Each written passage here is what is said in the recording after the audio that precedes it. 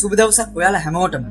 අද අපි කතා කරන්න හදන්නේ මහා ප්‍රජාපති රහත්තරණිය හෙවත් බුද්ධ මාතාවගේ පරිනිර්වාණය ගැන තිබෙන සම්පූර්ණ හෙළිදරව්ව පිළිබඳව කතා කරන්න.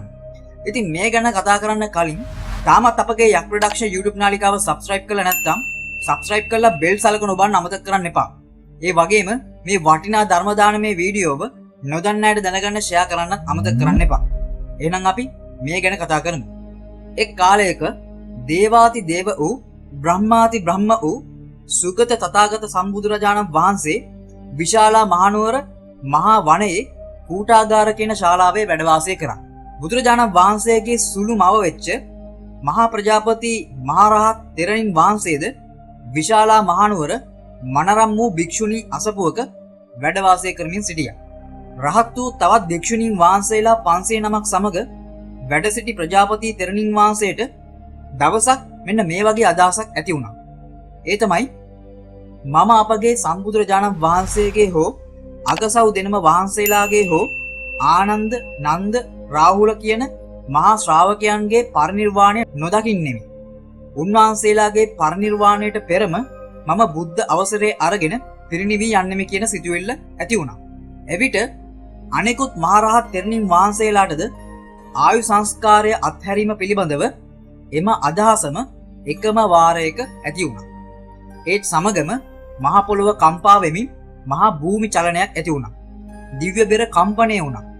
භික්ෂුණී ආශ්‍රමයට අදුග්‍රහිතව වාසය කළ දෙවිවරුන් විලාප දෙමින් හඬන්න පටන් ගත්තා. මෙම දිව්‍ය විලාපය දසත පැතිර යන්න පටන් ගත්තා. ඉන්පසු භික්ෂුණීන් වහන්සේලා 500 නම අපගේ මහා ප්‍රජාපති මෞතෙරණිය අසලට වැඩම කර මේ භූමි චලනයට හේතු කාරණා විමසුවා.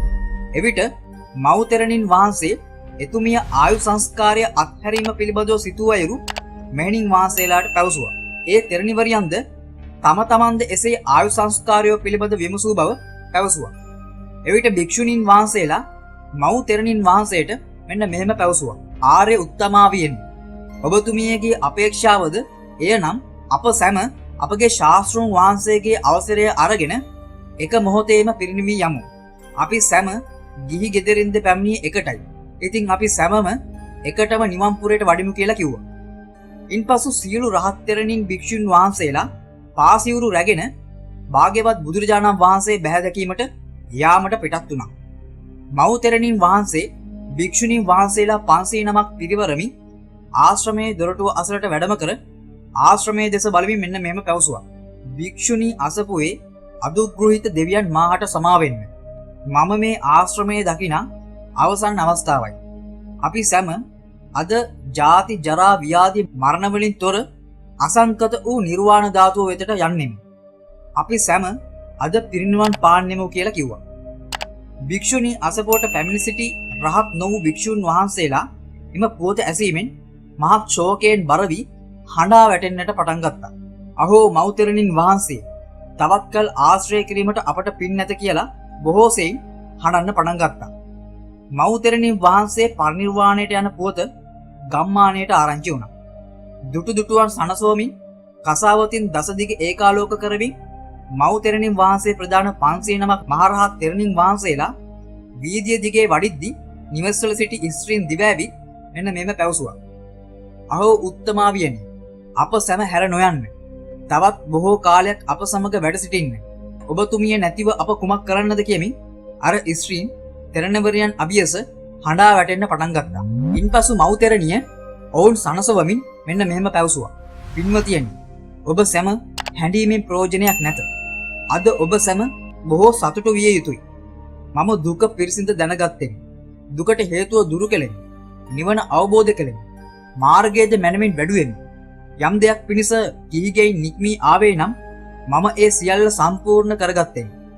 අපගේ ධර්ම රාජයන් වහන්සේ වූ භාග්‍යවතුන් වහන්සේ අගසව් දෙනමක් කොණ්ණඤ්ඤ ආනන්ද නන්ද රාහුල ආදී මහතෙරවරුන් තවමත් වැඩ සිටිති. උන්වහන්සේලාට පෙර මම පිරිනිවිය යුතුයි. මේ මොහොතේ මම බොහෝ කාලයක් තිස්සේ ළඟාවන තෙක් බලා සිටි දෙයක් අද මාගේ ඒ පැතුම ඉටු වෙනවා. මා කෙරෙහි දයාවක් ඇත්නම්, කෙරෙහි ගුණ සැලකීමක් ඇත්නම් සසුනේ පැවැත්ම පිණිස සියල්ලෝ දැඩිසේ වීර වඩන්න. මා විසින් ස්ත්‍රීන් හට පැවිද්ද දීම සඳහා සම්බුදුරජාණන් වහන්සේගෙන් අයදින ලදී. එසේම තථාගතයන් වහන්සේ ස්ත්‍රීන් හට පැවිද්ද දුන්නා. ඒ නිසා ඒට මම සතුටු වන්නේ යම්සේද එසේම ඔබලාද එම ධර්මයට අනුව හැසිරෙන්න. මෙහෙම උපාසිකාවන් සනසා මෞතෙරණින් වහන්සේ ප්‍රදාන භික්ෂුණීන් පිරිස කූටාගාර ශාලාව වෙතට වැඩම කර භාග්‍යවතුන් වහන්සේට වන්දනා කර මෙසේ පැවසුවා. සුගතයන් වහන්සේ, මම ඔබ වහන්සේගේ මෞතුමිය වෙමි. මහා වීරයන් වහන්සේ, ඔබ මාගේ අරහත් මාර්ග ඥානෙ ඉපදූ පියාවන්නේය. සර්වඥයන් වහන්සේ, ඔබ වහන්සේ සදහම් නැමැති සුවය දන් දෙනවා. සුගතයන් වහන්සේ, ඔබ වහන්සේ කුඩා කාලයේදී මා විසින් ඔබ වහන්සේගේ මේ බුද්ධකාය මනාසේ පෝෂණය කළා. ඉන්පසු ඔබ වහන්සේ විසින් මාගේ ධර්ම ශරීරය නැමැති කය පෝෂණය කළා. මා විසින් සුළු මොහොතක් පමණක් තෘෂ්ණාව සංසිඳවන්නා වූ මව්කිරි ඔබ වහන්සේට පෙව්වා. ඔබ වහන්සේ විසින් මට අතිශයින් ශාන්ත වූ සදාකාලිකවම තෘෂ්ණාව නසන දහම් නැමැති කිරි පෙව්වා. මහා සර්වඥයන් වහන්සේ, ඔබ වහන්සේ පෝෂණය කිරීමෙහි හා රැකීමෙහි ණයක් ඔබ වහන්සේ මට නැත. පුතුන් හට කැමති යම් ස්ත්‍රීන් සිටී නම් ඔබ වහන්සේ වැනි වූ එබඳු වූ ගුණ ඇති පුතෙකුම ලබත්වා. මන්දාතු ආදී රජවරුන්ගේ යම් මවක් වූවා නම් ඇය භව සාගරයෙන් මිදුනේ නැත. මාගේ පුතුණුවන් වහන්සේ, නමුත් ඔබ විසින් මා භව සයුරින් එතරට රැගෙන ගොස් මේ සසර සාගරයෙන් එතරට කළා. ස්ත්‍රීන් හට රාජමාතාව, මහා මෙහෙසි යන නම් පහසුවෙන් ලැබිය හැකියි. නමුත් බුද්ධ මාතාව කියන නම ලැබීම නම් අතිශයින්ම දුර්ලභයි. එය අතිශයින්ම අපහසුයි. සර්වඥයන් වහන්සේ, ඔබ වහන්සේ නිසා මමද ඒ නාමය ලබා ගත්තෙමි. ඔබ වහන්සේ නිසා මගේ කුඩා වූ මහා වූ ඒ සියලුම පැතුම් සම්පූර්ණයෙන්ම ඉටු වුණා.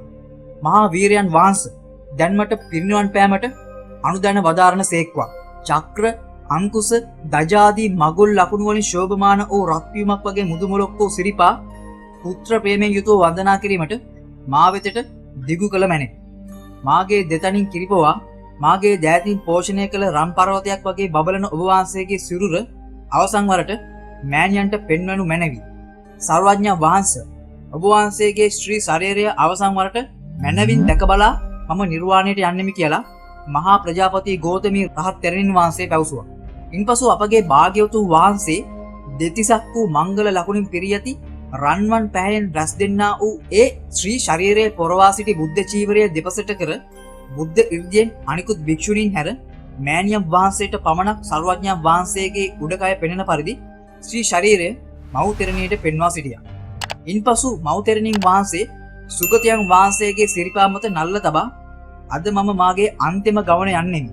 මින්මත්තේ නැවත ඉපදීමක්ද මරණයක්ද මට නැත කියා උන්වහන්සේට නමස්කාර කළා. ඉන්පසු මව් තෙරණින් වහන්සේ භාග්‍යවතුන් වහන්සේට මෙසේ පැවසුවා. සුගතයන් වහන්සේ, ස්ත්‍රීන්ට පැවිද්ද ලබා ගැනීමේදී මම නැවත නැවතත් ඔබ වහන්සේගෙන් බොහෝ අයද සිටීමි. එන් ඔබ වහන්සේට අපහසුවක් හිරිහැරයක් සිදු වූවා නම් මාහට සමාවන සේක්වා. තවද මා සමීපයේ වැඩ සිටි අනිකුත් මෙහෙණින් වහන්සේලාගෙන් යම්කිසි අතපසු වීමක් සිදු වුණා නම් ඊට සමාවන සේක්වා කියලා කිව්වා. ඉන්පසු තවන් වහන්සේට එවැනි කිසිම හිරිහැරයක් සිදු නොවන බව භාග්‍යවතුන් වහන්සේ දේශනා කළා. ඉන්පසු අනිකුත් මහරහත් භික්ෂුණීන් වහන්සේලාද පැමිණ භාග්‍යවතුන් වහන්සේගේ සිරිපා වන්දනා කර භාග්‍යවතුන් වහන්සේ දෙස බලා සිටියා. මහා කාරුණික වූ භාග්‍යවතුන් වහන්සේ දෙස කොපමණ වේලාවක් බලා සිටියත් ඇති නොවන බව පවසමින් නැවත නැවතත් භාග්‍යවතුන් වහන්සේගේ ගුණ බොහෝසෙයින් මව් තෙරණින් වහන්සේ අගය කළා. ඉන්පසු මව් තෙරණින් වහන්සේ සංඝයා වහන්සේලාට පරිනිර්වාණය දැනුම් දී ආනන්ද, නන්ද, රාහුල ප්‍රධාන භික්ෂුන් වහන්සේලා වෙත වැඩම කර උන්වහන්සේලාට වන්දනා කර පරිනිර්වාණ ධාතුව පිළිබඳව වර්ණනා කරමින්, මාගේ පුත්‍රවරුනි, අද මම පිරිනිවන් පාන්නේ මේ කියා පරිනිර්වාණය දැන්වුවා. නන්ද සහ රාහුල මහරහතන් වහන්සේලා ඉන් ධර්ම සංවේගයට පත් වුණා. නමුත් මහරහත් භාවයට තවම පත් වී නොමැති ආනන්ද හිමියන් එයින් දැඩි ශෝකයට පත් වී මෙන්න මෙහෙම පැවසුවා. අහෝ, අපගේ මව් තෙරණිය වුණු ගෞතමී තෙරණිය පිරිනිවන්නට යනවා. ඒ කාන්තයෙන්ම තවත් නොබෝ දිනකින්ම අපගේ ශාස්ත්‍රුන් වහන්සේද පරිනිර්වාණයට පත් වේවි. හඬා වැටමින් සිටි ආනන්ද ස්වාමින් වහන්සේට මව් තෙරණින් වහන්සේ මෙන්න මෙහෙම පැවසුවා. බුද්ධෝපස්ථායක මාගේ පුතුණුවනි, ඔබ වහන්සේ හැඬීම් නොකර සතුටු වී යුතුයි. මා ඇතුළු ස්ත්‍රීන්ගේ පැවිද්දට බුදුරජාණන් වහන්සේගේ අනුමැතිය ලබාගත හැකි වුණේ ඔබ වහන්සේගේ කැපවීම නිසා. එසේ පැවිද්ද ලැබූ මම අද මෙම භවචාරිකාව නිමා කරන්නේ. පුතුණුවනි, පෙර දිනක සිදුවීමක් කියමි. එක් දවසක් දහම් සභා මණ්ඩපයේ සිව්වණක් පිරිස ඉදිරියේ ධර්මයේ දේශනා කරමින් සිටි භාග්‍යවතුන් වහන්සේ කිවිසීමක් කළා.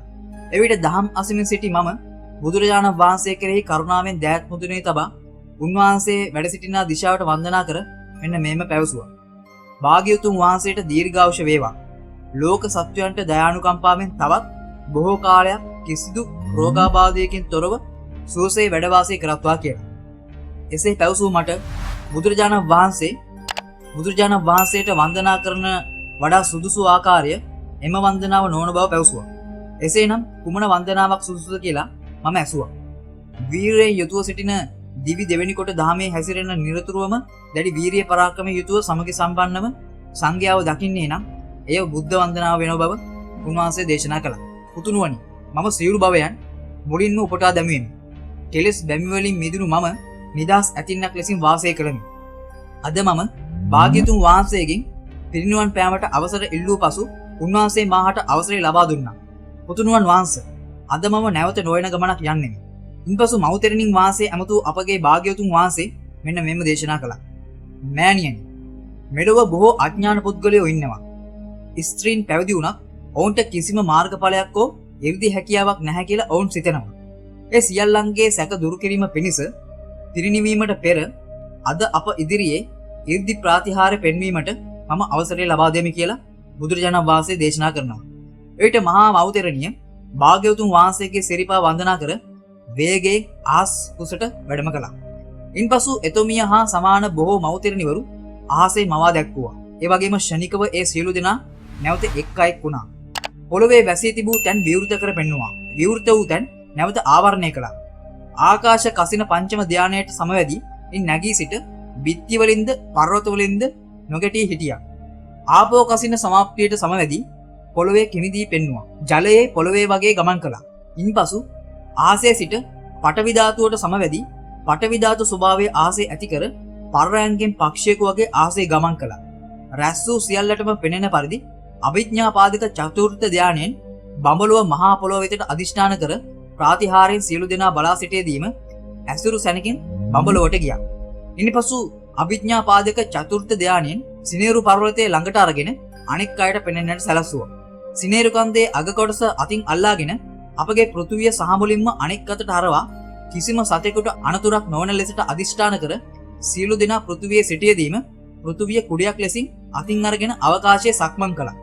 ඉන්පසු සූර්යයන් 7ක් එකවර උදා වූ පසු පොළොව ගිනි අරගෙන දුම් පිටවන්නේ යම්සේද එලෙසින් නමුත් කිසිම කෙනෙකුට අනතුරක් නොවන ලෙසට පෘථුවියම දුම් සහිත කළා. කල්ප අනන්තයක වගේ පෘථුවියම ගිනි ජාලාවන්ගෙන් සමන්විත කරවා පෙන්වුවා. මුචලින්ද යන නම ඇති මහා පර්වතයේද මේරු මන්දාර පර්වතයේද කියන මේ සියලු පර්වත අභිඥාපාදික චතුර්ථ ධානයෙන් එකවර පෙනීමට සලස්වා අබෑට සමූහයක් වගේ ඒ සියලු කඳු එක පිටින් ගත්තා. නැවත අභිඥාපාදික චතුර්ථ ධානයෙන් හිරු සහ චන්ද්‍රයා මව්තෙරණිය අතින් වැසුවා. ඉන්පසු දහස් ගණනක් චන්ද්‍රයන් සහ සූර්යයන් මවා පෙන්වුවා. සතර මහා සාගරයේම පෙනීමට සලස්වා ඒවායේ ජලය එක අතකින් අරගෙන පෙන්වුවා. යුග අන්තයක වසිනා මහවැසි වගේ මහා වැස්සක් වැස්සුවා. පිරිස් සහිත සක්විති රජ කෙනෙකු ආසේ මැව්වා. ගුරුලෙකුද හස්තයෙකුද සිංහයෙකුද මවා මහා හඬින් ගර්ජනා කළා. යලිත් වාරයක් අප්‍රමාණ භික්ෂූන් සමූහයක් ආසේ මවා නැවත ඔවුන් අතුරුදන් කොට පියවි ශරීර පෙනුමට පැමිණ ආසේ සිටම බුදුරජාණන් වහන්සේට මෙසිය කිව්වා. සර්වඥ වහන්සේ, ඔබ වහන්සේගේ සසුන සම්පූර්ණ කරා වූ එසේම ඔබ වහන්සේගේ සුළුමෑණියන් වූ ගෝතමී නම් වූ මම නිවන සාක්ෂාත් කරගත්තෙමි. භාග්‍යවතුන් වහන්සේ, මම දැන් නැවත වාරයක් ඔබ වහන්සේගේ සිරිපා වඳින්නෙමි කියලා පවසා ආසින් පොළොවට වැඩම කර භාග්‍යවතුන් වහන්සේගේ සිරිපා වන්දනා කර ඒකත් පස්ව හිටියා. ඒ වගේම මෙහිදී ඔයාලට දෙයක් මතක් කරන්න ඕන. සියලු කෙලෙස් නැසූ බුදු, පසේබුදු, මහරහත් වගේම සිත සමාධියෙන් මනා ලෙස සකස් කරගත් චතුර්ථ ධාන ඥානය ඇති උතුමන්ලට මේ විදිහට පඨවි, ආපෝ, තේජෝ, වායෝ කියන සතර මහා ධාතුන් තමන් වහන්සේලා වශයෙන් පවත්වමින් අනේක විද 이르දි ප්‍රාතිහාර දැක්වීමට හැකියාව පවතිනවා. බුදුරජාණන් වහන්සේ 이르දි බලය භාවිතා කර මිනිසුන් තමා වෙතට හෝ ශාස්ත්‍රුන් වහන්සේගේ ශාසනය වෙතට නම්වා ගැනීම නොකළ යුතුයි කියලා උන්වහන්සේගේ ශ්‍රාවකයන්ට බුද්ධ ආඥාවක් පනවා තිබෙනවා. නමුත් පරිනිර්වාණයට පෙර සැක ඇති පුද්ගලයන්ගේ සැකය දුරු කිරීම සඳහා 이르දි ප්‍රාතිහාර දැක්වීමට බුදුරජාණන් වහන්සේ අවසර ලබා දී තිබෙනවා. තමාට නොහැකි නම් අනෙක් අයටත් නොහැකි කියා සිතේ අංශු මාත්‍රයකවත් සමාධියක් නොමැති ඉර්ධි ප්‍රාතිහාර්යයන් උපහාසයට ලක් කරන පුද්ගලයන් සමාජයේ ඕනෑ තරම් ඉන්නවා. ඉතින් ඒ අය ගැන අපි කනගාටු වෙනවා. ඉතින් ඒගොල්ලන්ගේ දැනගැනීම පිණිස තමයි මෙන්න මේ ටික අපි ඔයාලට කිව්වේ. හරි. ආයෙත් අපි මේ සුවිශේෂී කතාවට එමු. ප්‍රජාපති මෞතෙරණිය භාග්‍යවතුන් වහන්සේට මෙන්න මෙම පැවසුවා. සර්වඥ වහන්සේ ගෞතමී වූ මම 120 අවසක් ආයු වැළඳුවෙමි. භාග්‍යවතුන් වහන්සේ මම දැන් බොහෝ මහලුයි. අදින් මාගේ දිවි ගමන අවසන්. ලෝක නායකයන් වහන්සේ ඉතින් මම පිරිනුවන් පාන්නට යමු කියලා කිව්වා. මෞතෙරණියගේ ඉර්ධි ප්‍රාතිහාර්ය නිසා විශ්මයට පත්ව සිටි රැස්ව සිටි පිරිස තෙරණින් වහන්සේට වන්දනාමාන කර මෙන්න මෙම පැවසුවා. මහා තෙරණියනි, මේ පමණ වූ ඉර්ධි සමූහයක් ඔබතුමිය කෙසේ දැක්වුවාද? ඉන්පසු මෞතෙරණින් වහන්සේ එතුමියගේ පාරමිතා විග්‍රහ කරමින් මෙන්න මෙහෙම පිළිතුරු දුන්නා. පින්වත්නි, පදුමුත්තර කියලා කියන සර්වඥයන් වහන්සේ ලොව පහළ වූ සමයේ මම හංසවතී නුවර ඉතා ධනවත් අමාත්‍ය කුලයක උපත ලැබුවා. එක දවසක් ඒ භාග්‍යවතුන් වහන්සේ හමුවට මාගේ පියාණන් සමග ගොස් සිටි අවස්ථාවක ධම්සභා මණ්ඩපේ බුද්ධ සයනයේ අසුන්ගෙන සිටි ඒ මහා මුනිද්‍රයන් වහන්සේ ශ්‍රී හස්තයේ ඉදිරියට දිගුකොට එක්තරා වැඩිමහලු භික්ෂුණියක් පෙන්වා මෙන්න මෙම දේශනා කළා. මහණෙනි, මාගේ ශාසනයේ චීරත්‍රඥ භික්ෂුණීන්ගේ මාගේ සුළුමෑණියන් වන මෙම භික්ෂුණියම අග්‍රවන්නේ කියා එතුමියට බුද්ධ ශාසනයේ භික්ෂුණීන් අතර අග්‍ර තනතුරක් දුන්නා. ඉන් ඉතා පෑදීමට පත්වෙච්ච මම බුදුරජාණන් වහන්සේ ප්‍රමුඛ මහා සංඝනුවරට පසුදින අපගේ මැදුරට දානයට ආරාධනා කර සතියක් පුරාවට අපගේ මැදුරේ දම් පිළිගන්නවා. සතිය අවසන් දින දානය පිළිගන්නවා බුදුරජාණන් වහන්සේ දන්වලදා අවසන් වූ පසු මම බුදුරජාණන් වහන්සේ පාමුල වැඳ වැටි උන්වහන්සේගේ සුළුමව් රත්නය ලැබූ අග්‍රස්ථානයේ ප්‍රාර්ථනා කළා. ඉන්පසු ඒ භාග්‍යවත් පදුමුත්තර ලෞතර සම්බුදුරජාණන් වහන්සේ මහා පිරිස අමතා මෙන්න මෙම දේශනා කළා. බුදුන් ප්‍රමුඛ මහා සංඝරුවනට සද්දිනක් දන් පිළිගන්නූ මෑගේ ප්‍රාර්ථනාව එලිසින්ම ඉටුවේවි. මින්මතු 100,000ක් වන කල්පයේදී ඔක්කාක නම් රජකුලයේ උපදින්නා වූ ගෞතම නම් වූ සර්වඥ වහන්සේ ලෝකයට පහළ වෙනවා. ඒ කාලෙට මේ ස්ත්‍රිය එම බුදුරජුන්ගේ සුළු මෑණියන් වෙනවා. මය උන්වහන්සේට මව් කිරිපවා පෝෂණය කරනවා. ඒ ශාස්ත්‍රූ ශාසනයේ පැවිදි බව ලබා චීරත්‍රාඥ වූ භික්ෂුණීන් අතුරින් අග්‍ර බවද ලබන්නීය කියලා පදුමුත්තර සම්බුදුරජාණන් වහන්සේ දේශනා කළා. එය අසා හිතා සතුටටපත් වූ මම බුදුරජුන් හට දිවි ඇතිතෙක්ම සිව්පසින් උපස්ථාන කර ආයුෂ අවසානයේ මරණයටපත් වුණා. මරණයෙන් පස්සේ මම තවතිසා දෙව්ලොව දෙවියන් අතර ශ්‍රක්‍රයාගේ අගමේසිය වෙලා ඉපදුණා. මම කරුණු 10කින් අනෙක් දෙවියන්ට වඩා බලවත් වුණා. රූපයෙන් සහ කටහඬින්ද, සුගන්ධයෙන්ද, රස දැනෙන ස්වභාවය අතින්ද, ස්පර්ශයෙන්ද, ආයුෂයෙන්ද, වර්ණයෙන්ද, සැපයෙන්ද, යසශ්‍රීයෙන්ද, එවැගේම අධිපති බවින්ද මම අනිකුත් දෙවිවරුන් ඉක්මවා බැබළුණා. දෙව්ලොව බොහෝ කල්ප ගණනක් සිටි මම පසුව කසී රජුන්ගේ රාජ්‍යයේ 16න්ගේ ගමක උපත ලැබුවා. ඒ ගම්මානයේ 516 වාසය කළා. මම ඒ 16න්ගේ නායකයාගේ භාර්යාව වුණා. එය ලෞතර බුදුරු නොමැති අබුද්ධෝත්පාද කාලයක්. නමුත් ඒ කාලේ පසේ බුදුරු පහළ වෙලා හිටියා. දවස් 500ක් පසේ බුදුරුන් අපගේ ගමට පිඬු පිණිස වැඩම කළා. උන්වහන්සේලා දුටු මම දන් පුදා සීළු ඥාතීන් සමග කල් නොයවා ඉක්මනින් 500ක් කොටි සාදාදී උන්වහන්සේලාට වස්සිව් මාසී උපස්ථාන කර තුන් සිවුරුදු පූජා කළා. ඒ ජීවිතයේ අවසානයේ එකිනෙකාගෙන් මරණයටපත් වූ පසු මමද ස්වාමියාද අපගේ පිරිසද එකම දෙව්ලොව උපත ලැබුවා. මේ අන්තිම භවයේත් අපි සැවොම දෙව්දහනුවර ඉපදුණා. මා සසරේ කළ මහා පුණ්‍ය කර්මයෙන් ගෞතම මුනිදුන්ගේ සුළුමව් වුණා. උන්වහන්සේගේ බුදු සසුනේ චීරත්‍රාඥ භික්ෂුණියන්ගෙන් අග්‍රස්ථානයද ලැබුවා කියලා කිව්වා.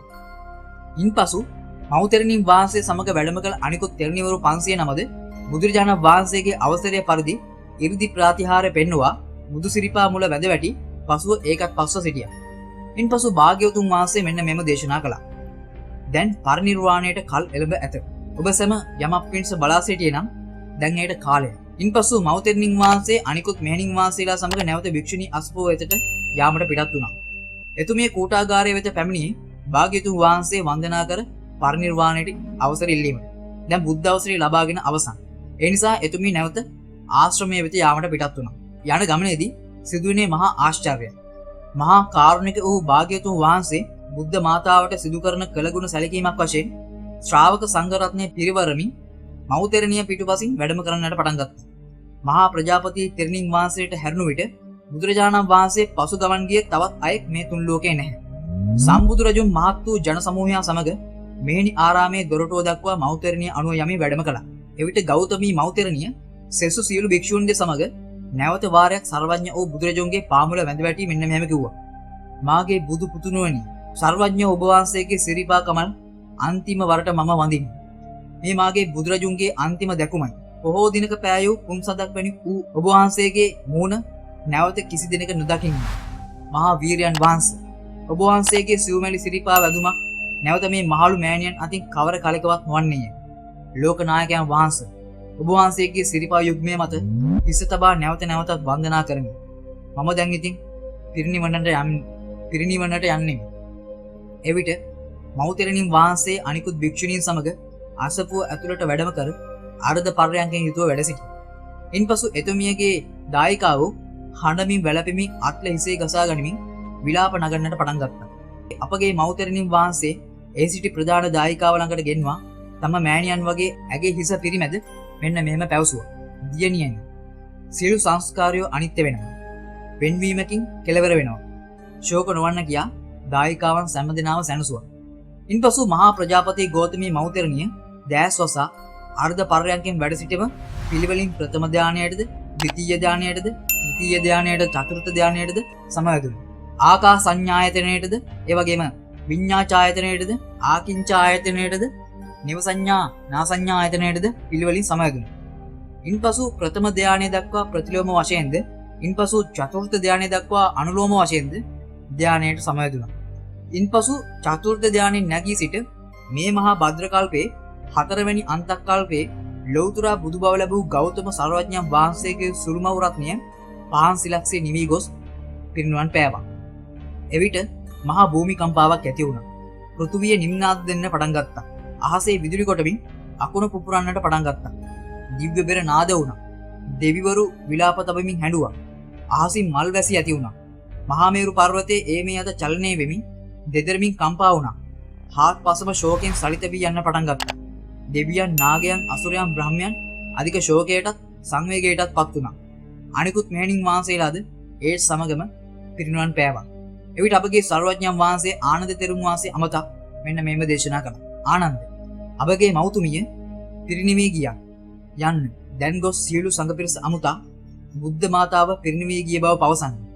එවිට ශෝකයෙන් ඇලිලී ගිය බුද්ධ උපස්ථායක ආනන්ද හිමියන් හඬමින් භික්ෂුන් වහන්සේලා හමුවට ගොස් මෙන්න මෙම පැවසුවා.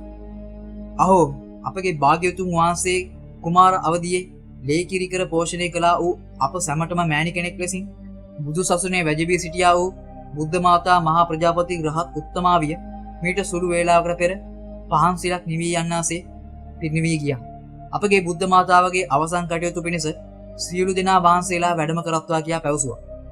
මේ ආසා සියලු භික්ෂුන් වහන්සේලා බුද්ධ මාතාව දැක ආසන් ගෞරවය දක්වා ආදාහන පූජෝත්සවයට සහභාගී වනු පිණිස යොහුසුලුව වැඩම කරන්නට පටන් ගත්තා. මේ මොහොතේදී බුදුරජාණන් වහන්සේ එක්තරා ඉරිදි බලයකින් බොහෝ දුර සිටි භික්ෂූන් භික්ෂුණී ආරාමයේ වෙතට ඉතා ඉක්මනින් ළඟා කර වූ. බුද්ධ මාතාවගේ ආදාහන පූජෝත්සවයේ සූදානම් කළේ මිනිසුන් නෙවෙයි දෙවිවරු. ගෞතමී මහත් තෙරණිය පිරිනුවන් පෑ සයනය දෙවියන් විසින් මවන ලද්දා වූ ඝන රණින් කළ රන් සෙවිගයක තැන්පත් කරා. බුද්ධ මාතාවගේ ආදාහන පූජෝත්සවයේ පිණිස අප්‍රමාණ දෙවිවරු පිරිසක් පැමිණ තිබුණා. එහි පැමිණ සිටි සතරවරම් දෙවිවරු රන් සෙවිගය කරින් ඔසවා ගත්තා.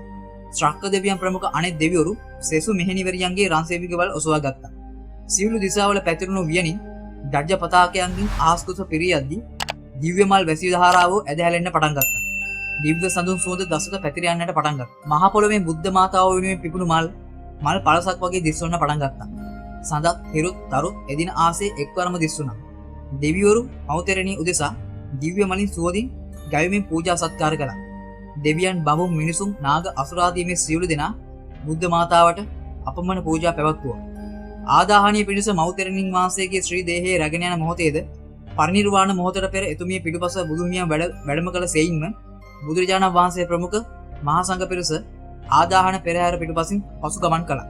ගෞතමී මහතෙරණියගේ ආදාහන පූජෝත්සවයේ සර්වඥෝ බුදුරජුන්ගේ ආදාහන පූජෝත්සවය සිදු කළ දිනටත් වඩා අසිරිමත් වූ බව මූලාශ්‍රවල සඳහන් වෙනවා. එය ඊට ආශ්චර්යමත් බව තවදුරටත් සඳහන් කර තිබෙනවා. ඊට ප්‍රධානම හේතුව මෙන්න මේකයි. අපගේ බුදුරජාණන් වහන්සේගේ ආදාහනයට බුදුරජුන් ජීවමානව සිටියේ නෑ. සාරිපුත්‍ර සහ මහා මුග්ගල්යාන කියන අගසව් දෙනමද හිටියේ නැහැ. නමුත් මව් තෙරණියගේ ආදාහන පූජා උත්සවයට ලෞතුරා බුදුරජාණන් වහන්සේ සහ අග්‍ර ශ්‍රාවක මහතෙරවරු දෙනමද රාහුල ආදී මහතෙරවරුන්ද සහභාගී වුණා. ඉන්පසු දෙව් බඹ නාගයින්ද මිනිසුන්ද එක් වෙලා සූඳතර යොදා සකසෝ සූඳ සුණු ඉසින ලද චිතකයේ මත ත්‍රාන්සෙවි ගෙවල් තැන්පත් කර මව් තෙරණියගේ සහ අනිකුත් මහරහත් භික්ෂුණියන් ශ්‍රී ශරීර දැව්වා. බොහෝ වේලාවකින් සියලු චිතක දැවී ගියා. තෙරණිවරුන්ගේ අස්ථි ධාතුන් ඉතිරි වුණා. පිට අපගේ ආනන්ද හිමියන් මෙන්න මෙහෙම ප්‍රකාශ කළා. අපගේ මව් තෙරණියෝ පිරිනිවී ගියා. එතුමියගේ ශ්‍රී ශරීරයේද ආදාහනය වී අවසන්.